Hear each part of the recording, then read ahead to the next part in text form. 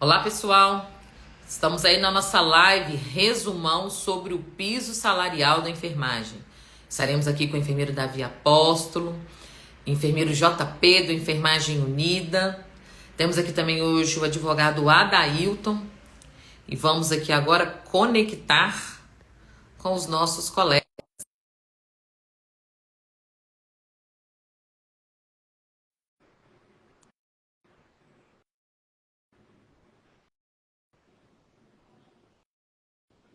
Boa noite, boa noite. JP na Boa areia. noite. Ótimo. Agora vamos conectar o nosso amigo Adailton. Ei, JP, boa noite, tudo bem? Boa noite, Érica. Boa noite, Davi. Boa noite a todos que estão nos escutando. Isso é assim, quando a gente anuncia uma live que vai estourar, aí os grandes lobbies aí, as forças ocultas aí ficam agindo de todas as formas. Aí, mas vamos, a gente tem fé em Deus, independente da religião, e a gente consegue fazer. Vamos conectar a nossa amiga Daí. Pessoal, nós já fizemos uma apresentação aqui rápida, né? Enfermeiro Davi Apóstolo dispensa apresentações. O JP do perfil Enfermagem Unida também dispensa apresentações. São pessoas aí motivadas, engajadas na luta para que o piso salarial da enfermagem se torne uma realidade. Mas vamos lá, JP, o Davi trouxe para a gente aqui hoje algumas questões que ele gostaria de jogar aqui para a gente fazer uma análise assim, um pouco mais ampliada, esclarecer alguma dúvida para os colegas. Davi, enquanto eu tento conectar o Adailton, vamos lá? Vamos lá. Boa noite, boa noite. Tem uma galera aqui com a gente, Rebeca, Dina, galera aí da região de Irecê, companhia ali limitada, Chapada, um forte abraço. Veja só, quando você trouxe até uma pergunta na live anterior, e aí você fala quem iria receber agora de imediato, né? E aí na decisão fala dos servidores públicos civis da União, autarquias e fundações públicas federais, né? Que a implementação do piso deve ocorrer da forma prevista de maneira imediata. Lembrando que esses profissionais, o impacto é muito baixo na conta, né, da União. Inclusive está lá no estudo do impacto orçamentário apresentado pelo GT, que foi capitaneado por hoje, ministro das Relações Institucionais, Padilha. Então, eu acredito que o impacto é muito pouco da implantação e esses profissionais vão receber agora logo de imediato. E aí a gente tem algumas pegadinhas que eu queria tirar até já com o nosso advogado, o professor Adailton, essa questão, essa palavra remuneração, né, que inclusive eu fui buscar aqui a fundo até mesmo o conceito e o conceito jurídico com relação a isso aí, que a gente vai discutir muito aqui. Professora Adailton, uma missão grande, hein? Essa questão de remuneração, piso, vantagens, hoje isso deve ter sido a trend, assim, o tópico das discussões. Vai ser um bom momento para ouvir o senhor falar sobre isso. Isso. Vou tentar destrinchar o máximo possível aí essa dúvida em relação à remuneração, os reflexos aos servidores públicos, né? Em relação às entidades privadas, o tema é mais né, a princípio. Temos porque foi bem clara, né? Não houve acordo, vale a lei, então é mais simples o tema para iniciativa privada. Mas em relação aos reflexos dos servidores públicos, já começa a ficar mais complexa a situação. Ok. Davi, JP. Eu queria só acrescentar aí, pronto, nossa amiga Dailton, justamente essa questão de remuneração.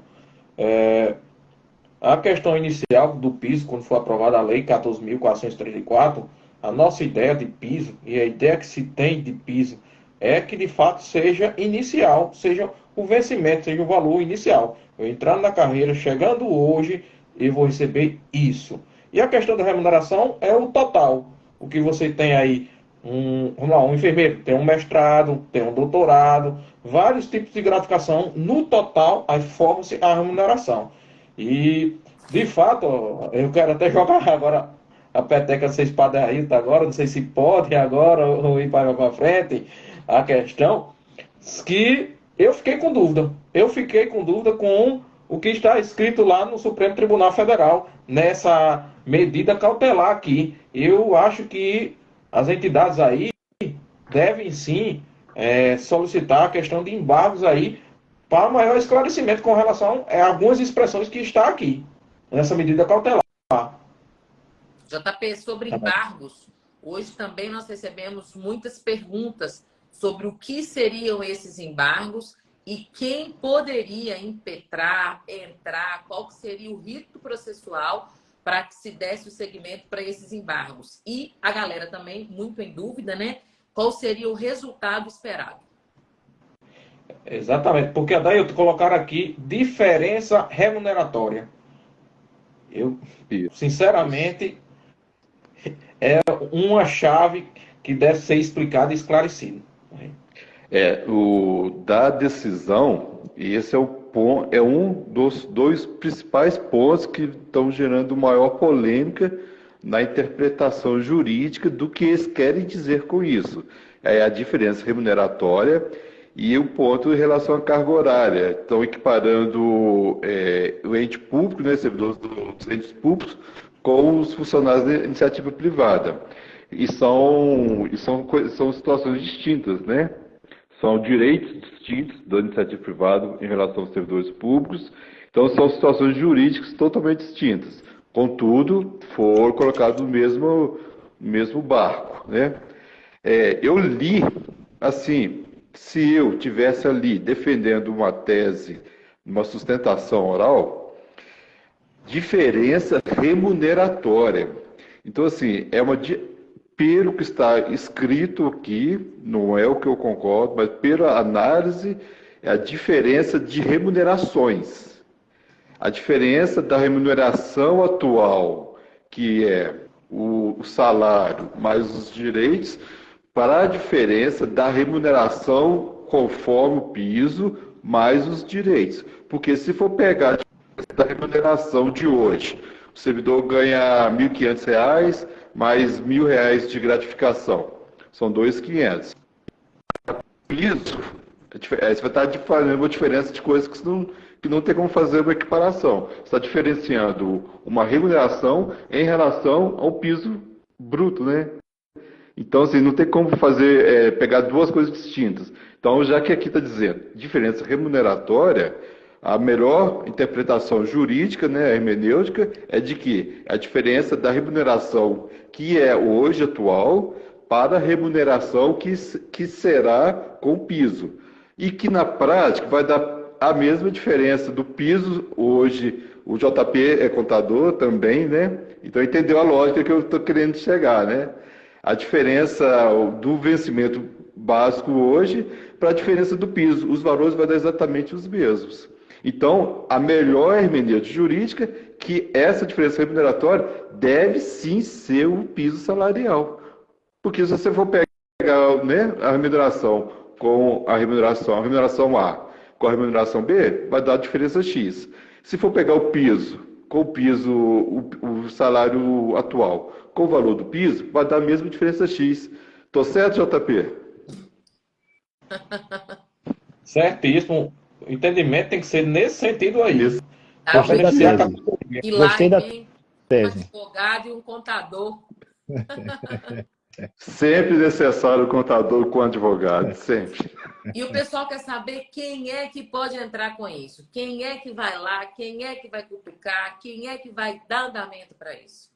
Isso. Tem que ver, as partes legitimadas são que podem entrar com embargos de declaração são quem entrou com o processo, né? A CN Saúde, que a meu entender não fará isso, e também as partes que a Advocacia Geral da União, o presidente do Congresso Nacional, através do seu procurador, né?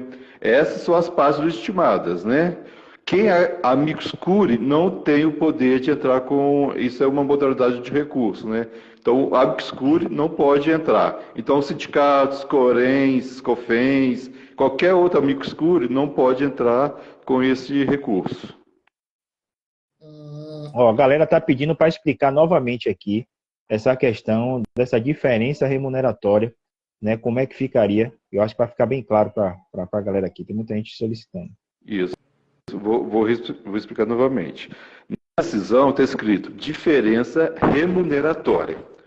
Você só pode pegar para fazer uma comparação em relação a outro ponto de análise de objetos iguais, semelhantes. Você não pode pegar pegar uma remuneração atual e fazer uma comparação em relação ao piso salarial. Você está provocando aí uma forma juridicamente correta de se fazer essa análise, né? O correto é se fazer pegar duas opções. Ou você pega o vencimento básico hoje e faz a comparação com o vencimento básico do piso salarial, né? É uma opção que vai dar X. Ou você faz a diferença da remuneração atual, que é o vencimento básico mais direitos, em relação ao vencimento, ao piso salarial mais direitos. Então, se você for subtrair todas as duas opções, a diferença será exatamente a mesma. Então, para ficar uma hermenêutica jurídica mais clara, né? E uma decisão que gere menos possibilidade de discussão, o correto é se entender que diferença remuneratória se refere à diferença do salário atual, em relação ao piso.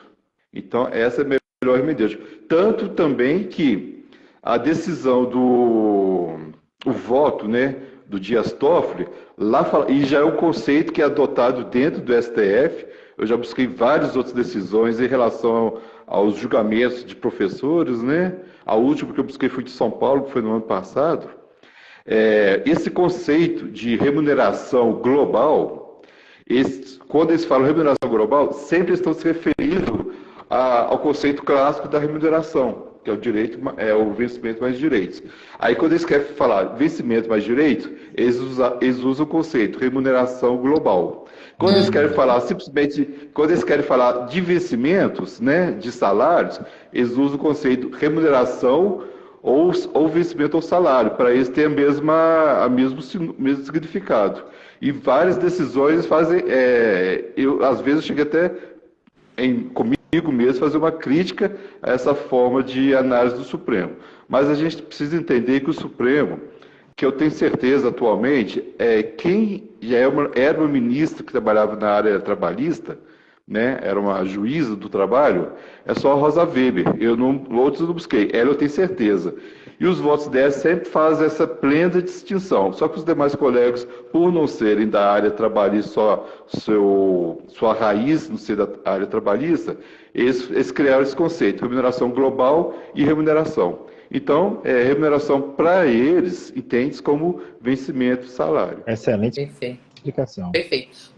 Muita gente já colocando aqui, né, que conseguiu entender. Agora, meninos, como chegou muito mais gente, nós vamos bater aí agora 1.400 pessoas, muita gente também pedindo para repetir sobre a questão do retroativo. A partir de qual data que eu vou receber, como que eu vou receber e quem tem direito a receber. Quer responder, Davi? Pode falar, professor. Eu posso? Hoje eu estou aqui para poder trazer algumas perguntas para o senhor. Está excelente. Então. Muito obrigado. Quem tem direito? A partir de quando? Né? Vou começar a partir de quando? A decisão do Barroso, ela revogou no dia 15, nesse intervalo eu dei uma olhadinha para confirmar a data, foi no dia 15 de maio que o Barroso revogou a medida cautelar. E quando ele revogou a medida cautelar, ele disse lá expressamente que a revogação, deixa eu pegar até aqui, a revogação se dará conforme os valores a serem pagos, se dará conforme aqueles valores que foram reservados. E a portaria que criou a distribuição de 7,3 bilhões, ela se refere a 1º de maio. E o Barroso, quando ele fez a revogação, ele fez essa referência, conforme consta na lei tal e na portaria tal do Ministério da Saúde. E lá na portaria são 9 parcelas, 8 mais uma. Então, há uma interpretação circulando, né, que eu não concordo com ela, de que vale a partir da decisão do Barroso. Eu discordo. Vale, na verdade, vale a decisão do Barroso, que ele mesmo disse que é a partir do dia 1º de maio. Mas eu tenho um grande pressentimento que será pago a partir do dia 15 mesmo. Esse é o pressentimento que eu tenho, que o Ministério da Saúde vai pagar. Não concordo. Já gera prejuízo de quase 15 dias, né? Esse vai ser em relação aos entes públicos, né, filantrópicos, e aqui atende 60% do SUS. Vai retroagir. Já em relação às entidades privadas, né, na decisão fala 60 dias a partir da... Vou ler para não Publicação cair do julgamento, né, da comunicação do julgamento. Então, assim, 60 dias a partir do julgamento. Fazendo uma leitura correta, uma hermenêutica, né? É o estudo da lei, uma hermenêutica correta dessa decisão conforme a lei, vai ser 60 dias a partir de segunda-feira, que foi na sexta-feira que revogou, conta-se o dia seguinte, né? Então, a partir de sábado, já começa a valer a lei. A valer os 60 dias. Então, 60 dias...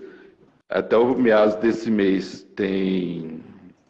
Eu fiz as contas aqui. 3 de setembro, aproximadamente. 3 de setembro, então é isso mesmo. Eu ia fazer agora de cabeça, mas Davi já auxiliou bastante. Então, na verdade, só 3 de setembro que vai ter para começar a ser aplicada a lei. Não quer dizer que no salário em setembro você vai receber. O salário de setembro é pago em outubro. Porque senão o enfermagem vai ficar na expectativa de setembro cair no contra-cheque. Não vai cair, por causa do pagamento do trabalho, né, de setembro já será referente ao piso salarial. E o valor é pago no mês seguinte, né, ou no final do mês, conforme cada entidade privada. Né? A hora de trabalho do profissional, né, vai contar conforme o piso a partir do dia 3 de setembro, ou seja, a contagem. Isso. Aproveitando fazer a pergunta aqui para Davi está querendo ficar calado aí. Nesse prazo aí, enquanto a advogada da Ailton aí, nossa enfermeira advogada está pensando, nesse prazo aí tem a questão dos acordos coletivos para o setor privado, Davi. Você leu aí, como é que se procede essa questão desses acordos aí? Se não fizer acordo, o que acontece? E de fato, quem é o empregado, quem trabalha, quem é um profissional, tem que dar um aval na Assembleia sobre isso ou o presidente, a diretoria toma a decisão sozinha? Você tocou em um ponto importante. Na CLT, no artigo 611, se eu não me engano, a 615, fala dos ritos processuais que os sindicatos precisam fazer com assembleias específicas para poder deliberar sobre acordos ou convenções coletivas que tratem desse assunto, com assembleias somente para esses fins. Não basta a diretoria do sindicato, né, fazer uma reunião ali e deliberar que vai fechar um acordo para pagar abaixo do piso salarial. Que, por sinal, eu tenho uma tese aqui, minha particular, que no artigo 7º, o doutor Adalto sabe mais do que eu, no artigo 7º da Constituição Federal, que fala lá das garantias e direitos fundamentais do trabalhador, tem lá o piso salarial, né, pela complexidade, né, do seu trabalho. Então, assim, é algo, e é um direito, no meu modo de ver, indisponível, que o STF, a partir do ano passado, colocou como disponível, que eu acho que é um retrocesso muito grande para a classe trabalhadora. Então, os sindicatos vão precisar fazer assembleias específicas para esse fim. É importante que a categoria, né, professor, tenha essa consciência para que não se deixe enganar por conta de acordos aí feitos na calada da noite. Eu quero acreditar que sindicato algum vai se posicionar com relação a isso, né? Tem que aguardar aí o prazo, né, regimental estabelecido pelo julgamento para que a partir do dia 3 de setembro realmente se faça valer o piso salarial. Mas eu acho que a partir deste ano, não, nesses últimos 3 anos principalmente, a enfermagem ela se mobilizou muito, ela está acompanhando muitos movimentos. E agora, quem está aqui nos ouvindo, e a gente está aí próximo de 1.600 pessoas, é buscar a sua base sindical, é saber quem é que ele representa e os colegas que são do privado, quando serão chamados essas assembleias para que se possa acompanhar e aí não dar brecha, né? A gente já não está nesse momento. Mas eu queria fazer uma pergunta para vocês. Todo mundo, né? Assim, não vamos falar todo mundo, não, todo mundo é generalizar muito. Mas uma grande maioria dos profissionais, mesmo depois das decisões proferidas aí pelo STF, muitos profissionais já não estão pensando mais em continuar uma luta e sim fazer as contas para ver quanto que vai cair no seu contra-cheque com a decisão do STF. Pergunto para vocês, a questão de ter colocado, né, de ter trazido a discussão da carga horária, né, para referendar o piso salarial da enfermagem é algo a ser debatido ou aquilo que nós tivemos, né, posto pelo STF, por si só, atende à categoria? Mas antes da resposta, nós já batemos 1.600 pessoas. Nós gostaríamos aqui de, humildemente, pedir a todos que estão aqui para seguir os nossos perfis, né? O que faz as nossas lives chegar até vocês é exatamente quando você vai lá e segue a gente. Então, segue aqui os nossos 4 perfis e clica nesse aviãozinho aí e manda para todo mundo. Vamos lá, meninos, então, falar sobre a questão da carga horária? Posso responder? Eu tenho uma pergunta no final. Ah, tá ótimo. A carga horária, ela houve o quê? Você lembra, no projeto do PL 2564, estava atrelado às 30 horas. Houve aquelas situações do parlamento, né, e que decidiram retirar essas 30 horas e substituir independente da carga horária. Houve uma substituição. Essa substituição não foi do agrado do STF. O que o STF entendeu? O STF percebeu que ali havia uma lacuna, em virtude que poderia gerar vários entendimentos diversos, né?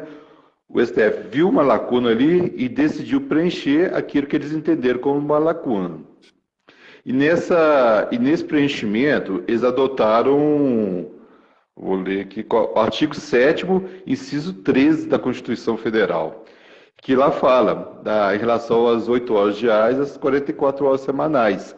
No artigo 7º, no caput, fala, são direitos de todos os trabalhadores urbanos ou rurais. Aí vai no inciso 13, que fala a vinculação. Não superior a 8 horas diárias e não superior a 44 horas semanais. Ele pegou ipsis litis essa parte e colou na decisão na decisão que revogou a medida cautelar. O que isso quer dizer? O STF entendeu que havia uma lacuna que precisava ser suprida para me poder voltar à validade da lei. Isso que foi o que o STF fez. E esse procedimento é normalmente utilizado no caso de quando o servidor da enfermagem, vou colocar a enfermagem por exemplo, quando o servidor que trabalha em área insalubre, o servidor, no seu estatuto do servidor, não tem o direito à aposentadoria especial, ele entra o quê? Ele entra com um processo judicial para pedir que esse direito trabalhado em horário especial, né, insalubre, para esse direito ser contabilizado como para aposentadoria especial. Porque há uma lacuna da lei, do município ou do estado, que não implementou o direito previsto constitucionalmente. Por haver uma lacuna da lei, o STF faz a complementação. E em alguns momentos, o STF complementou, ele supriu essa lacuna. Em outros momentos, ele legislou. Então, assim, esse do 44, eu entendi que foi uma complementação da lacuna que ele correu. Mas isso não para por aqui. Porque se houve uma lacuna, ele de forma temporária, porque não é competência primária do STF, legislar, de forma temporária, vou suprir essa lacuna. Mas nada impede do Poder Executivo ou Legislativo criar uma lei vinculando a uma carga horária. Não impede, tanto é que do próprio voto do Nunes Marques, ele cita umas partes, eu postei nas minhas redes sociais, ele cita lá, que isso aí é uma coisa provisória, mas que não impede de futuramente ser revista essa matéria, haja visto que não é uma matéria que faz transitada e julgada, se houver uma nova situação. Então, pode sim, havendo uma lei que vincule a carga horária máxima da enfermagem semanal de 30 horas, pode sim ser suprido esses 44. Aí deixará de valer a decisão do STF e passará a valer essa lacuna que foi suprida. Vamos lá, Davi? Você queria fazer JP, quer completar? Depois, vá logo com a sua pergunta, que eu acho que pode ser a minha. Veja só, aí existem algumas questões que eu queria trazer aqui. Primeiramente, o STF poderia estar invadindo ou aí ferindo o pacto federativo, dentro que nos municípios e nos estados existem leis específicas que regulamentam a carga horária dos profissionais. Aí eu vou trazer um exemplo aqui na Bahia. Na Bahia, né, os profissionais do campo da enfermagem são 30 horas. Aí o governo paga uma extensão de jornada, 10 horas a mais esse trabalhador, que aí vai fazer um total de 40.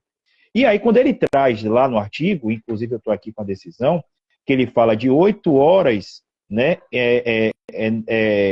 salarial, o piso salarial deve ser proporcional nos casos de carga horária inferior a 8 horas por dia ou 44 horas semanais. E existe uma lei, a Lei 8112 de 90, que fala sobre a regulamentação da carga horária dos servidores públicos, né, civis da Federais. União e etc. e tal, federais. E lá ele estabelece justamente isso: 8 horas de trabalho ou 40 horas, né, semanais. Aí eu queria fazer essa pergunta e uma outra, que eu acho que o Ministério da Saúde é fundamental dentro desse processo. Porque, Adailton, JP e Érica, se o repasse vai ser feito pela União, pelo Estado, e na decisão é muito bem clara que o valor estipulado pela União, ele deve suprir o pagamento do piso de maneira complementar. Então, se a União tiver o entendimento de dizer aqui, ó, não, eu vou respeitar as leis municipais e estaduais e vou fazer o repasse do valor do piso cheio conforme cada estado ou cada município. E aí ele poderia já corrigir na distribuição do valor esse erro ou, infelizmente, um equívoco por parte do STF. O que é que vocês acham com relação a isso? Naquele formulário que foi aberto para os municípios para poder fazer a atualização, lá constava duas informações. Uma, que é o valor do salário base, e a outra, o vencimento. Porque nas outras fontes, né, anteriores, constava somente a remuneração. Nessa já falava do salário base. Então, penso eu que cabe ao município fazer a alimentação correta do sistema. E eu já estou falando de uma forma assim, caso futuramente a gente tenha que ingressar com algum processo judicial obrigando o município e a União a cumprirem os seus deveres. Porque a União é o garantidor da complementação do piso salarial. Ela diz lá no artigo 127, caberá à União complementar tal. Ela é garantidora. Então, a obrigação de complementar é dela. O vínculo do servidor é com o município, com o Estado ou com o Distrito Federal. E meu vínculo jurídico, também sou servidor concursado, é com o Estado. Se o meu direito, contido na emenda constitucional 124, que fala que o Estado, o município, ele deve atualizar o seu plano de carreira, que não é citado na decisão, porque não faz parte do processo, se lá fala que deve atualizar, de quem eu irei cobrar que seja atualizado o plano de carreira? De quem eu sou vinculado, do município ou do Estado. Primeiro ponto, ok? Segundo ponto, não veio verbo suficiente. Lá na decisão fala, caberá complementar da medida que for possível. Aí citou as emendas, né? Mas não é vinculativo exclusivo. Ele citou poderá, né, pegar de tais lugares. Mas o governo também pode pegar de outras fontes. Que, aliás, não precisa nem pegar de outras fontes, haja visto o superávit. Que já tem uma autorização legislativa do uso do superávit. Quer dizer, não precisa pegar somente os 7,3 bilhões. Da mesma fonte que ele tirou do superávit, pode tirar mais para poder fazer a complementação do que for necessário. Mas vamos supor que a União não faça essa complementação. Quem que eu devo cobrar? A União ou ao Estado? Eu sou vinculado ao Estado. Eu tenho de cobrar dos dois. Porque eu não posso entrar somente contra a União, sendo que a decisão judicial vai abarcar também o Estado. Eu tenho que entrar contra o Estado e contra a União, com o objetivo de receber essa diferença e com o objetivo que eu tenho certeza que os estados e municípios não irão adequar o seu plano de carreira conforme consta o piso. Então, eu já adianto que haverá essa demanda. A minha pergunta, professor, é o seguinte: muitos estados aí, municípios, já têm carga horárias aí regulamentada. Aí, digamos que, inclusive, até alertando aí o pessoal, está aberto até amanhã a atualização aí no site lá do Ministério da Saúde, está aqui, até amanhã a atualização desses dados. E, inclusive, nesse ponto desses dados aqui, tem a questão para colocar carga horária. O vencimento inicial, remuneração, tem todas essas informações lá para ser, de fato, alimentado. Isso é um ponto positivo. Então, alimente, procure aí as secretarias de saúde, os gestores, para realmente saber se atualizar. Agora, minha pergunta é, se de fato não for mandado esse dinheiro adequadamente aí, e sabemos porque alguns municípios aí, e estados, como eu falo, tem lei regulamentando carga horária. Exemplo, aqui no estado do Rio Grande do Norte, 30 horas. Tem município 36 horas. E aí? Vai de encontro a essa decisão do Supremo? O que vai prevalecer? Essa lei local de 30 horas? Falhou. Com relação às leis, as leis locais de 30 horas, 36 horas, aí que já que o Supremo colocou essa decisão de 44 horas, vai ser proporcional a menos? O trabalhador vai perder com isso? Então, a decisão do Supremo, né? Uma coisa é o que eles decidiram, outra coisa é o que deveria ter decidido. Eles decidiram que é proporcional, né? Falou bem nitidamente, será proporcional que tem carga inferior. Mas o que deveria ter decidido já é outra situação. Até ocorra algo novo que mude essa decisão dele, prevalece a decisão do Supremo.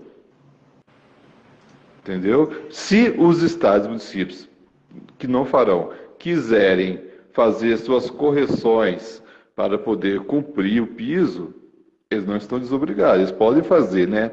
O que não farão, porque eles ainda correm risco de receber uma lei de responsabilidade fiscal nas costas, porque o Supremo disse uma coisa e eles estão agindo de outra forma, que está onerando mais o Estado. Então, assim, o Estado e o município, né?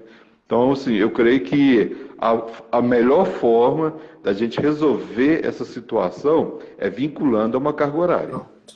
Vinculando a 30, né, que é a nossa luta por 30, a forma jurídica de resolver e não deixar margem aberta a entendimentos jurídicos. Sim. Então, assim... Exato. Exato. Antes que a colega... Uma coisa queria fazer uma pergunta. Que a gente está discutindo e muita gente tem colocado é se o próximo passo e se a próxima luta, ao invés de ficar se degladiando com a decisão do Supremo Tribunal, não seria se organizar a nível de Brasil e colocar como pauta e foco a questão das 30 horas. Também. Antes do colega daí responder essa questão da carga horária, muita gente perguntou, e é fácil para mim, inclusive o Adailton até revelou o segredo, vai estar no livro de Icro aí, viu? De Icro aí, alguns segredos aí dos bastidores, que também são contadores, especialistas em gestão, e tem outras coisas aí, advogado eu não terminei não, viu, Adailton? Tem outras coisas contar lá nos bastidores. A questão aí, como se calcula essa questão aí? Só você coloca aí o salário, por exemplo, do enfermeiro, 4.750, você divide por 44 horas. Você divide, vai ter o valor aqui inicial, se você multiplicar, se eu tenho, por exemplo, 30 horas, trabalho vezes 30, vai ficar esse. Fácil, simples, você pega o valor, divide pelas 44 horas, tem o valor de cada hora, você vai multiplicar por 30, por 36, por 40, é fácil achar. E com relação à colega que acabou de perguntar, tem diversas lutas. Tem essa luta... Consequentemente, aí, a luta que nós temos aí com carga horária, isso aí vai ter que se lutar sim, se permanecer desse jeito aí. Espero que o Supremo mude essa decisão. E mesmo porque, como a Adailton disse, essa aqui foi uma medida cautelar, ainda falta a decisão aí final. E espero que o Supremo mude. O Supremo mudou o ano passado, aí, de setembro para agora, os senhores ministros mudaram de decisão. Espero que eles também mudem, favorável à enfermagem. Vamos dar argumento. Quem sabe com esse embargo da decisão aí, de alguns termos aí, venha esclarecer e mude essa situação. Adailton? Isso, não, o ideal é a gente não estar sujeito a terceiros, né? A gente não pode estar sujeito a decisões do Supremo, porque percebemos que fomos surpreendidos, né? Então, o ideal mesmo é a gente correr atrás dessas 30 horas. O processo pode até vir um julgamento dele, mas pode ser reaberto com essa nova justificativa da carga horária, né? O outro ponto importante também é que já existe projeto de lei das 30 horas, o 2595 foi arquivado, mas já existe um novo projeto. dos 30 horas, é da continuidade. Então a gente, aquela fase que a gente fala, não, deixa isso para depois, o depois é agora. Então, realmente a gente tinha que focar no piso salarial ali, correr atrás. Resolvemos parcialmente, agora vamos correr atrás das 30 horas para resolver a questão do piso salarial. Perfeito. Rapaz, vocês falam das 30 horas, eu me lembro aqui, 2013, governo da presidente Dilma, né, o seu Padilha, ministro da Saúde. Nossa. Eu estava em Brasília inúmeras vezes, eu me lembro, a gente fez caravana saindo daqui de Salvador, pegando 26 horas, 24 horas na estrada aí, no ônibus, para chegar lá, tomar um bypass, né? E aí várias manobras, estava na cara do gol para ser aprovado e a gente não conseguiu avançar as 30 horas, infelizmente. Retirado de pauta de última hora, houve uma conversa, né, de bastidores. Isso. E foi arquivado o processo. E outra, o colega falou aí de lutas também, pronto. Inclusive, vou aproveitar para divulgar também aqui o espaço. Nós sabemos que a lei 14.434 foi vetada a questão do reajuste. Aí, o reajuste anual. Então, esse piso, com essas diversas ressalvas aqui que a gente está falando, estão, de fato, mostrando aí das decisões que foi tomada aí nos votos dos ministros, tem de fato também colocado num arcabouço, a gente chama de calabouço aí, colocar aí para que o piso da enfermagem ficasse congelado, mas a gente não pode desistir. Inclusive tem uma PEC da senadora enfermeira Ana Paula, já colocou aí, PEC 21/2023, já entrei em contato com a assessoria dela, assessoria muito receptiva, quero agradecer a assessoria dela, mostramos que de fato aqui iniciamos uma campanha aí, espero que vocês divulguem, temos até o dia 14, hoje faltam 10 dias, para colocar no orçamento, colocar no PPA, através da lei, que o piso da enfermagem precisa ser aumentado. Inclusive, tem um link aqui no Instagram, então eu vou mostrar aqui a vocês. Esse aqui é o Brasil Participativo, é um órgão oficial do governo, vocês votem, tem um link para votar. A gente colocou a proposta aqui, aumento do piso da enfermagem, está em 6º lugar, eu estou mostrando aqui, vai com mais de 33 mil votos, graças a Deus está subindo, o pessoal votando, continue votando. As 5 melhores propostas terão destaque e vão estar no próximo mês no fórum lá em Brasília. Espero que o piso da enfermagem aí, o aumento do piso da enfermagem seja uma das propostas aí de destaque, para mostrar a força da enfermagem e mostrar que o piso da enfermagem não pode ficar congelado. E aí vocês perguntam, isso é de imediato? Vai ter um aumento imediato? Que o PPA através de lei? Não. Ao longo desses 4 anos aí dentro do PPA, ele vai mostrar ao governo que o piso da enfermagem precisa de um aumento, que é prioridade, vai estar entre as metas e objetivos do governo através do seu voto. Justamente, o JP, para esclarecer a enfermagem, o que é o PPA? É o Plano Plurianual. Todo governo, quando no seu primeiro ano, até os 6 primeiros meses, ele deve fazer uma projeção de quais serão as metas que devem ser alcançadas no governo dele. São as metas para fazer o seu plano de governo. Então, é uma projeção para os próximos 4 anos, contados a partir de 2024. Então, esse é o plano plurianual. Isso acontece nos estados, municípios, Distrito Federal e na União. Então, qual a importância? É que nessa projeção, que já tem metas que devem ser, ele se compromete a alcançar essas metas. Se não alcançar essas metas, pode até responder por responsabilidade fiscal, dependendo do que ele não cumprir a meta. Inclusive, essas metas, elas também estão atreladas do arcabouço fiscal. O arcabouço fiscal é justamente isso, te autoriza quando você cumpre as metas, né, você tem um limite que você pode aumentar de despesa do governo. Despesa como um todo, despesa em todas as áreas, em folha de pagamento, reajuste de servidores, em repasses federais. Então, cumprindo essas metas, elas podem ser aumentadas até uma porcentagem, não lembro de cabeça. Não cumprindo essas metas, entra os gatilhos fiscais. Os gatilhos é um alerta que o governo recebe. Opa, você não cumpriu essa meta que você se propôs. Se não cumpriu, volta, né, a evitar que o governo gaste além do que é aquilo que ele pode. por causa do gatilho. O gatilho impede que ele cresça da porcentagem que poderia crescer porque não cumpriu a meta. O piso da enfermagem, constando conforme a excelente iniciativa do JP, em colocar lá, inserir essa proposta do piso constar numa das metas para o reajuste do piso salarial, é importante, porque a gente vai ter essa garantia que, se aprovado esse reajuste, o piso será uma das metas que devem ser alcançadas pelo governo. Uhum. Essa meta se une a outras, ó, o filhão. Que lindeza, gente. Gente, essa é a enfermagem, né? Olha aí. Ué, mas é isso aí. É família. Eu não sei se o Davi, a Érica lembram da última live.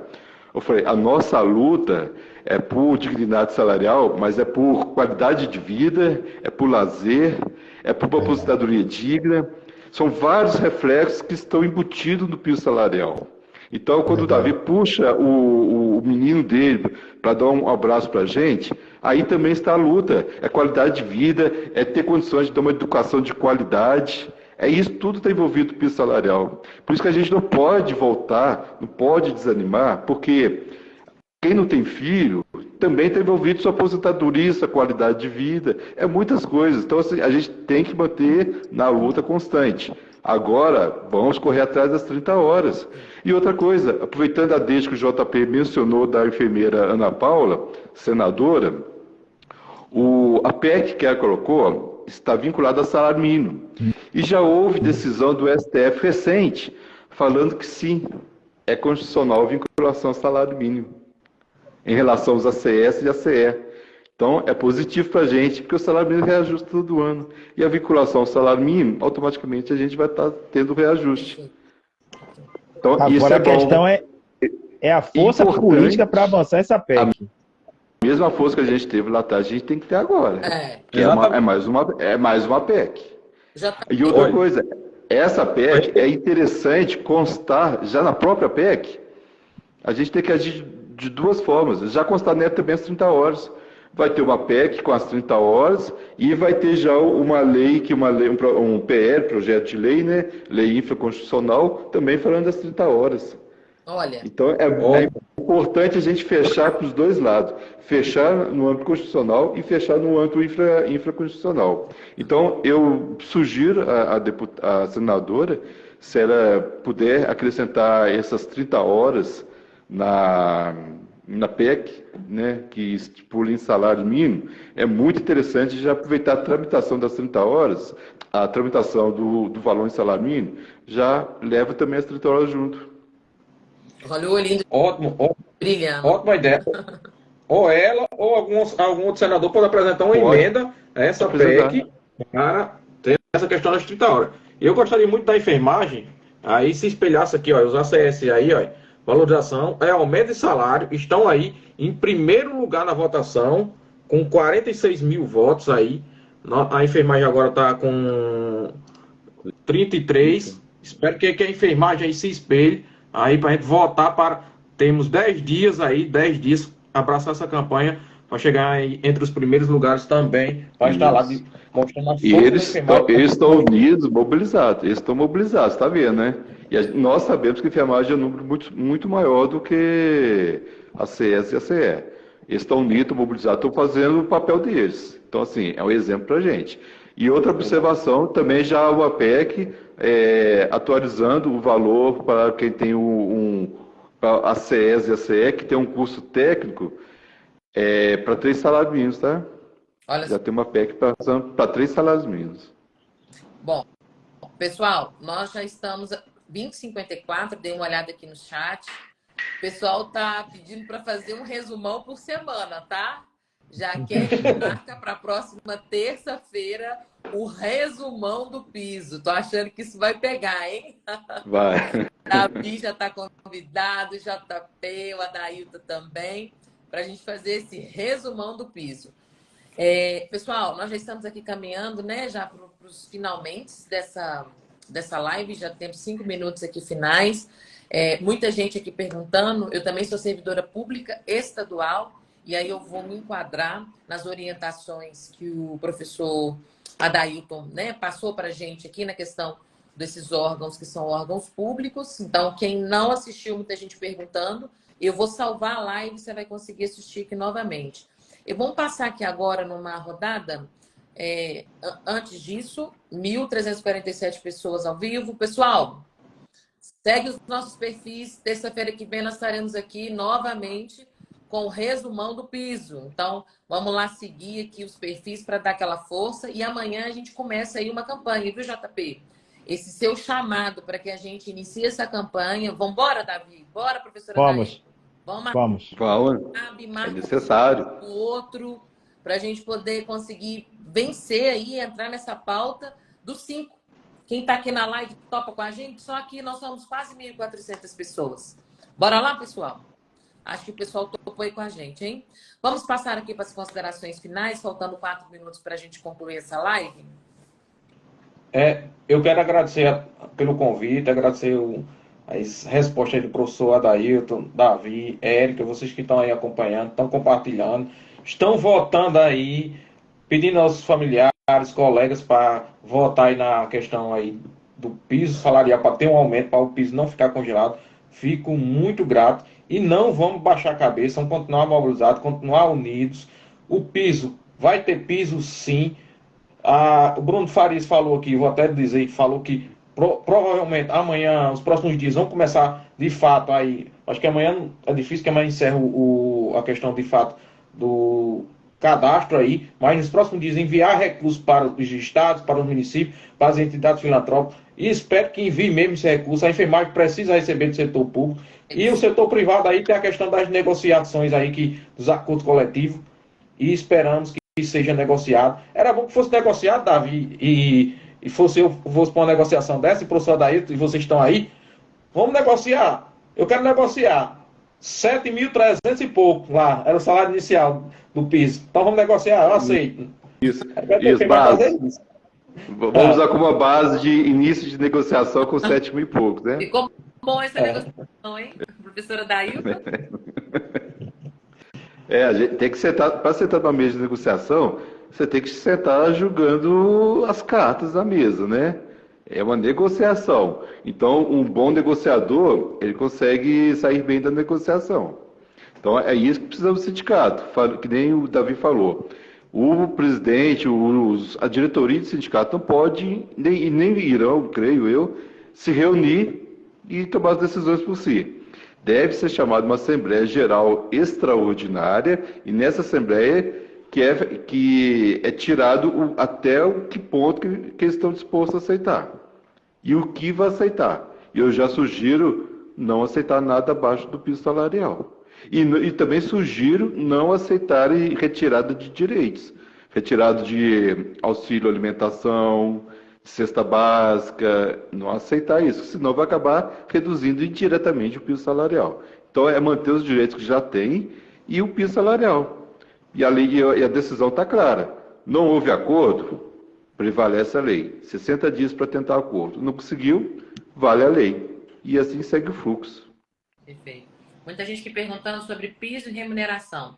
Pessoal, nós vamos deixar essa live salva em collab aqui com os 4 perfis. Já foi explicado um pouquinho anteriormente, assim, bem detalhado. Então, é só você acessar que você vai ter um conteúdo sensacional para tirar todas as suas dúvidas. Davi? Eu queria falar aqui, muita gente perguntando sobre cooperativa, né? As cooperativas se enquadram aí nos privados, lembrando que tem esse prazo de 60 dias. E aí eu, inclusive, eu já fiz uma live até com uma amiga minha chamada Karine, né? Que é da Central Cop. Ela já sinalizou que a questão é brigar com os planos de saúde, com as operadoras, para fazer o repasse conforme o piso para as cooperativas e as cooperativas pagarem aí aos seus, né, cooperados, fazer, na verdade, o rateio para os seus cooperados. Então, deixar isso aqui muito bem claro. Também falando se a galera que é da filantropia, que é filantrópica, quem trabalha em instituições filantrópicas. Lembrando que precisa do repasse da portaria do Ministério da Saúde para que essas instituições filantrópicas possam pagar de forma complementar o valor do piso para os profissionais aí da enfermagem. Eu queria aqui, de antemão, só falar, né, com relação ao Plano Safra, né, professor Adailton, Eric e JP, foram disponibilizados mais de 300 bilhões de reais para o Plano Safra, né? O agronegócio aí teve caminho aberto recentemente dentro de Brasília, dentro do Congresso Nacional, e por que não a enfermagem, que durante a pandemia foi tida como herói, ou heróis, né, a categoria em si, e hoje são consideradas como vilões, né? E aqui deixar minha nota de repúdio com relação à agressão que fizeram com o nosso colega lá em Brasília, deixar aqui, meu amigo, meu sentimento, já soube que o colega já está bem, graças a Deus, acho que está chegando, né, JP, no Rio Grande do Norte aí, por esses dias, deixar aqui, meu amigo, minha solidariedade, né, deixar aqui meus cumprimentos, e que Deus te abençoe, e saiba que você não está só. Estamos aqui dentro de um coletivo e você foi lá para defender quase 3 milhões de profissionais passando na pele, infelizmente, aquela sensação. Então, Érica, eu quero deixar aqui meu muito obrigado, uma live aqui extremamente esclarecedora, muita gente perguntando. Galera, volta, vai ficar salva essa live. O professor aqui trouxe um esclarecimento perfeito nessa questão de remuneração, que aí já vou sintetizar, remuneração é piso, é o salário base, então vai ser salário base mais gratificações, e aí a gente sabe que é uma outra briga, principalmente dos estados e dos municípios, que inclusive hoje pela noite já recebi uma ligação aqui de uns colegas, né, que são até reda aqui da Prefeitura de Salvador, e a Prefeitura já está ameaçando retirar a gratificação, diz que só vai pagar o piso, e isso não pode, né? E lembrando que o ano que vem é ano eleitoral e que esse prefeito vai para a reeleição, e a gente precisa derrotar ele nas urnas se ele, por um acaso, retirar esse direito de garantia que é fundamental ao trabalhador. Então, aqui, um forte abraço, mandar um beijo aqui. Diga. Pessoal perguntando se você enfatizar mais claramente se é o piso mais essas vantagens, para se deixar mais claro se pode tirar, se pode juntar para compor o valor do piso. Na verdade, é piso mais gratificações, não é isso, professor? E aí, dentro das gratificações, você tem lá o adicional de salubridade, você tem horas extras, adicional noturno, e aquelas outras gratificações que muitas das vezes são de natureza aí administrativa, não é isso, professor? Um exemplo, a pessoa que é gestora, e aí tem instituições que tem um adicional por ser gestão, tem um adicional por ser responsáveis técnicas, enfim, e aí esse é o entendimento, pelo menos a gente lendo aqui, e o professor Adair trouxe essa explicação perfeita no início da live, que eu acho que vai tirar dúvida de muita gente. Isso. Perfeito. Então, para fechar, é piso mais. É piso mais. E principalmente porque o que gerou o direito a esses outros direitos foi através ou de um acordo de convenção coletiva, que faz lei entre as partes, ou foi ciente público, foi através de alguma lei, decreto, que gerou esse direito. Porque é o princípio da legalidade. O gestor público não pode fazer ou deixar de fazer algo que não está previsto em lei. Então, se tem esse direito, não é de boa vontade, não é porque o gestor público é uma pessoa bonzinha, é porque foi criada uma lei e que está cumprindo esse direito. E não pode simplesmente revogar esse direito, como aconteceu com o nosso colega, esqueci o nome disso, nossa, o Peterson. Sim, aconteceu lá, ele correu atrás e conseguiu reverter. Porque lá tentaram tirar esses direitos dos servidores, eles entrou na justiça. Não, PIS é uma coisa, os direitos é outra, não vai tirar aquele direito para poder incorporar, não. E conseguir judicialmente reverter. Então, PIS é uma coisa, direitos é outra. E na iniciativa privada, só aproveitar o embalo, ou para os outros direitos, uma cesta básica, um vale alimentação, né? Vale refeição, vale alimentação. Esse vale refeição, ele é dado, mas tem uma contrapartida do governo federal, que é a inscrição no PAT, Plano de Alimentação do Trabalhador.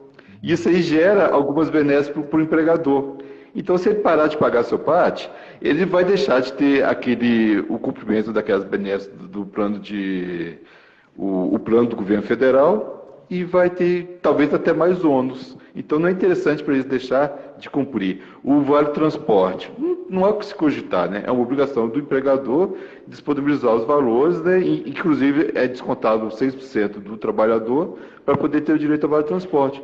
Então, assim, não é plausível nem razoável eles tentarem tirar esse direito, sabendo que, se ajuizado uma demanda processual, eles vão perder por certo. Perfeito. Érica, muitas pessoas que perguntam retroativo, questão de remuneração, a gente já falou aqui na live, se assistir, Érica vai deixar salvo aqui. E umas pessoas perguntaram o seguinte, com relação ao link para votar lá, que eu acabei esquecendo, lá no perfil aqui do enf.unida, Você clicar no perfil inicial, tem o link e também nos stories. Todo dia a gente está colocando a votação aí, o andamento. Então, você clica nos stories ou no perfil, tem lá, sempre para votar. Sim, mandar um abraço para a Rúbia. Mandar um abraço JP para já a Rúbia. manhã. Érica, mandar um beijo para a Rúbia. Um abraço para a Rúbia, nossa colega. Pessoal, para a Rúbia, para a Raquel. Bom, pessoal, nós estamos aqui caminhando já para concluir. Muitas pessoas, queria registrar aqui a presença de pessoas assim, União Nacional de Enfermagem, Jefferson Caprone, diversos sindicatos, muitos colegas pedindo para a gente fazer uma live mais direcionada para o setor privado. Atenderemos as solicitações de vocês e organizaremos um espaço de discussão focado no privado, uma live inteira, só falando sobre a questão do privado. Bom, vamos só recapitular aqui então. O JP já adiantou metade do caminho. Alguns assuntos que foram tratados aqui. Os aspectos jurídicos do piso salarial da enfermagem. Aqui foi tratado sobre quem tem direito de receber, quando irá receber, sobre as questões relacionadas ao retroativo. Aqui também foi explicado sobre a questão dos embargos declaratórios, sobre a atualização do cadastro junto ao Ministério da Saúde, para que se identifique aí, né, esse quantitativo exato de profissionais com as informações complementares. JP trouxe informações também importantíssimas, colocando uma possibilidade de levar essa discussão dessa pauta da enfermagem mediante a votação que se encontra no perfil do JP. Então, todos nós vamos nos direcionar no perfil do JP, está lá na bio do JP, do Enfermagem Unida, e nós vamos lá fazer essa campanha. Falamos também sobre a questão da medida cautelar, falamos um pouco aqui da questão relacionada à constituição dos votos, né? E no final das contas, o que trouxe dúvida, né? E dentro do que trouxe dúvida foi esclarecido aí para os presentes, né? Uma questão dos entendimentos que podem ser trazidos à luz, né? Para que a gente possa elevar o nível da discussão dos nossos ambientes de trabalho, mesmo aqui no digital. Enfim, que live, hein? Conhecimento é poder. Conhecimento é poder. Pessoal, olha, eu acho que vai pegar o resumão do piso. Nós vamos ter que dar um jeito de organizar essas agendas e uma vez por semana, até que a gente tenha pacificado tantas dúvidas, né, dos nossos colegas da enfermagem, que a gente tenha aí o nosso resumão do piso. Fica aí, né, a nossa mobilização para que a gente faça isso. Meninos, estamos aí nos nossos últimos minutos. Que Deus em Cristo, ou aquilo que vocês acreditam, possam abençoar a vida de vocês. Todos aqueles que ainda nos ouvem. Olha, gente, depois de quase 1h20, porque a gente saiu e voltou, a gente ainda tem quase 1000 pessoas online. E hoje já passaram por aqui. Do que eu vi aqui, a gente bateu quase 2.000 pessoas, 1.850 pessoas. Então, parabéns ao Davi Apóstolo, parabéns ao Adailton, parabéns ao JP. Gente, eu me sinto honrada de estar no meio desses monstros sagrados digitais para a enfermagem. Prazer é nosso. Somos um coletivo. Somos um coletivo. Justo. Trabalho em equipe, enfermagem. Nos meios digitais e no presencial. Trabalho em equipe sempre. Isso aí. Exatamente. Essa live vai ficar salva. Vou fazer a collab com os meninos agora. Meninos, um beijo, um abraço para todos vocês. Até o nosso próximo resumão do piso. Um abraço. Beijão. Tchau, tchau, gente. Deus abençoe. Boa noite.